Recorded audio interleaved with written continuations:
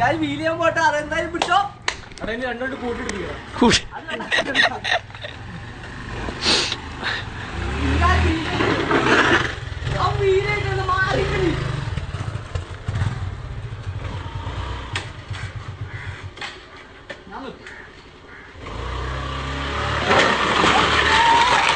പൊളിച്ചു വണ്ടി.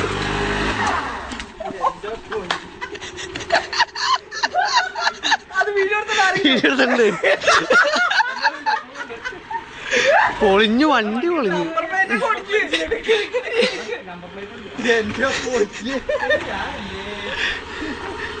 ഓ ലൈറ്റ് പോണ്ടിരുന്ന ഭാഗ്യം കേട്ടോ. ഞാനീ കളിക്കില്ല